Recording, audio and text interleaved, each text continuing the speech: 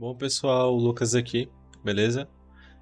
Pessoal, quero passar aqui para vocês neste vídeo uma possibilidade que a gente consegue fazer também no GLPI a nível de processos internos, né? Nesse caso aqui, fluxos de admissão e demissão de pessoas, que é algo que a gente consegue fazer também no GLPI, né?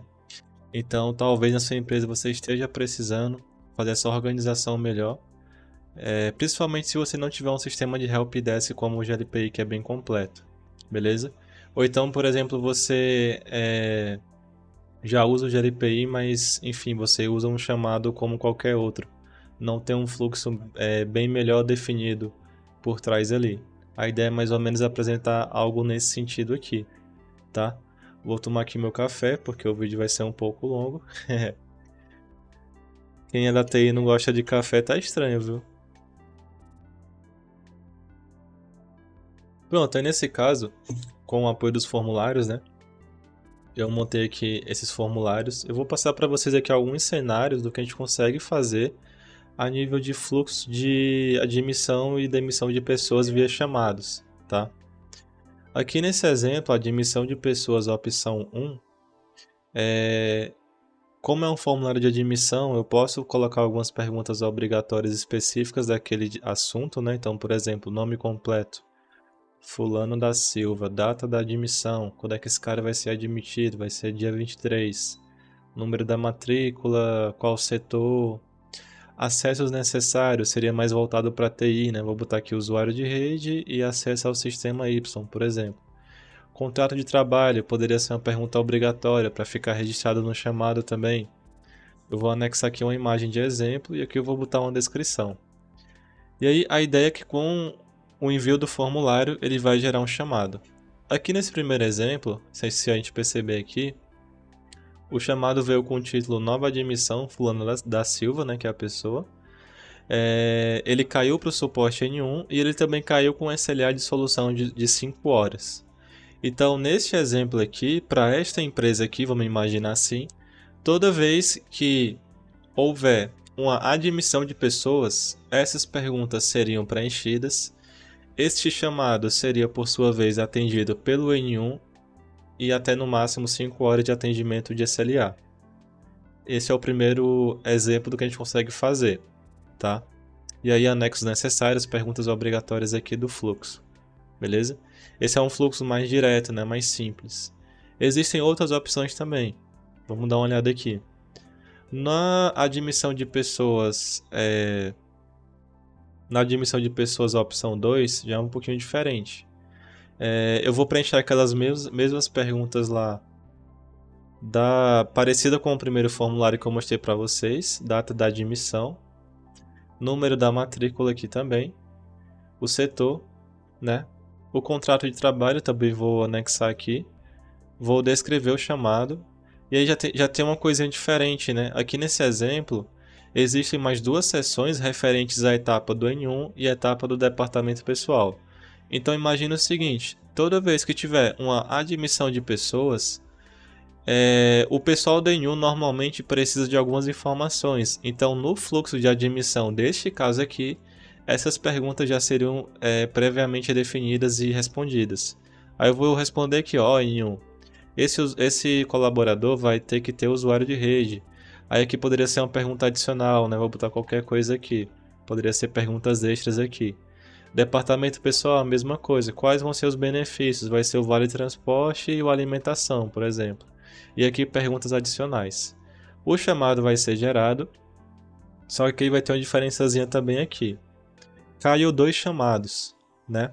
Cai um chamado para o pessoal do N1 e cai um chamado para o pessoal de departamento pessoal.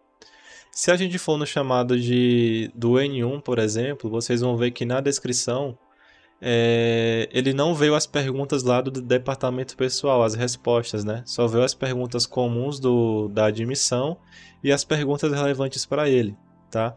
No departamento pessoal, a mesma coisa, tá? Só que as perguntas comuns ali e as perguntas referentes ao setor. Aí imagina o seguinte, nesse exemplo aqui, os dois setores têm um prazo para poder fechar aquele chamado, para poder atender aquilo lá. Aqui nesse exemplo, o departamento pessoal, ele seria o primeiro setor que atende. Imagina que nesse fluxo, embora o N1 também vá atender, ele precisa que o departamento pessoal faça parte deles. Então, neste exemplo, o chamado já cai como em atendimento, ele já cai com um SLA de 3 horas, por exemplo, e automaticamente esse chamado ele virou filho do chamado que caiu para o N1, da etapa do N1. Então a gente consegue fazer isso aqui também, tá?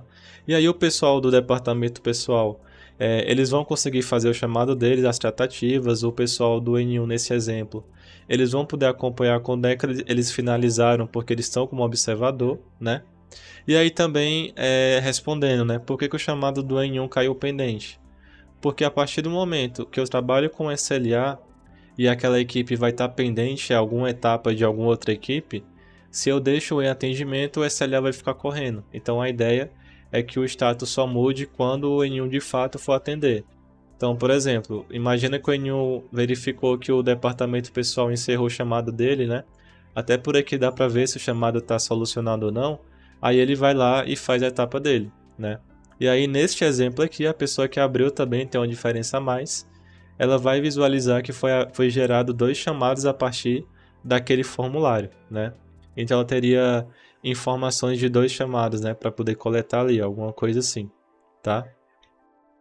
Esse aqui é um outro cenário que a gente consegue fazer também, beleza? A terceira opção que a gente poderia trabalhar, e eu vou abrir aqui a opção 3. As perguntas, como eu falei para vocês, vai ser parecido também aqui, né? Eu vou responder aqui algumas coisas.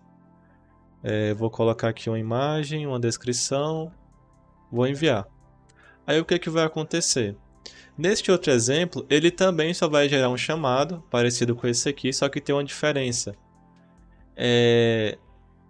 Neste caso aqui, as outras equipes que precisam atuar no chamado, elas não vão receber isso via chamado, né? Neste exemplo aqui, por exemplo, foi gerado um chamado para cada equipe. Já nesse outro, tem tarefas para cada equipe. Por exemplo, o chamado foi aberto, o N1 precisa atuar em um chamado, em uma tarefa, perdão, atualizar aqui, fazer a atividade. O departamento pessoal precisa atuar em 2 tarefas. E se vocês perceberem também, aqui no observador, essas 2 equipes foram adicionadas. E também o chamado caiu para o RH. Ou seja, imaginando que o RH abre esse chamado, o próprio RH vai poder acompanhar quando as equipes atualizarem aqui a tarefa deles. E o RH posteriormente vai poder encerrar o chamado ele mesmo. Beleza? Então, esse aqui são 3 exemplos do que a gente consegue fazer, né? Aí respondendo. Qual é o mais vantajoso de fazer? Depende do cenário. Pensando em simplificar, você pode usar lá um fluxo, dá para configurar, né, que caia para uma equipe só e aquela equipe já faz todas as tratativas. Dá para fazer um fluxo conjugado aqui no mesmo chamado, que uma equipe vai ficar ali de acompanhante, né, de acompanhamento, mas vão ter outras equipes atuando ali via tarefa. Ou esse mesmo cenário, mas via chamado, que seria esse cara aqui, um chamado para cada equipe. Aí, por exemplo, né, se você quer tirar relatório de SLA de maneira individual, então você ter por tarefa já não vai ser tão vantajoso, né, porque vai ser mais complicado, porque é um chamado só. Aqui nesse outro exemplo, cada equipe tem o seu SLA, então eu vou poder tirar isso de maneira individual, beleza? E esse primeiro aqui, que é o mais simples, ele é mais básico, né? Não tem tantas etapas aqui no processo, mas depende do processo. E da mesma forma que a gente falou de admissão, existe também fluxo de demissão. Em resumo, imagina que demissão poderia ter 3 cenários diferentes parecidos com o que eu mostrei para vocês. Aí, por exemplo, eu vou aqui abrir esse chamado de demissão, data do desligamento, ó, nome completo da pessoa, matrícula, setor, acessos a serem desativados, aqui já é diferente as perguntas, né? Motivo do desligamento, por exemplo, justa causa. Descreva em detalhes o desligamento. E aí, enviando aqui o chamado. Esse chamado, neste exemplo aqui, esse formulário gerou um chamado, né? As perguntas aqui respondidas. E aí, neste exemplo, como demissão é um negócio bem mais, vamos dizer assim, é um processo bem mais criterioso, bem mais delicado. Aqui neste exemplo, ele cairia para um grupo chamado triagem e admissão. E aí imagina que nesse grupo poderia ser só o RH, ou então algum grupo de pessoas-chave que atuassem naquele tipo de chamada ali de demissão. Obviamente também que é interessante garantir que os usuários só visualizem os chamados dos grupos que eles fazem parte, né? Se isso aqui também não tiver dimensionado, você vai afetar muito o seu processo. Imagina um usuário comum, qualquer técnico aqui no chamado do GLPI, visualizar um chamado de admissão ou demissão se ele não deveria visualizar, né? Até os próprios formulários a gente também consegue limitar a visualização. Aqui neste exemplo, imagina que só o RH pudesse visualizar esses formulários, né? Então não faz sentido eu colocar um formulário de admissão para qualquer colaborador poder abrir um chamado ali. Não faz sentido. Normalmente quem registra isso é o pessoal do RH. Então neste caso aqui, só o pessoal do RH que vai visualizar esse bloco aqui.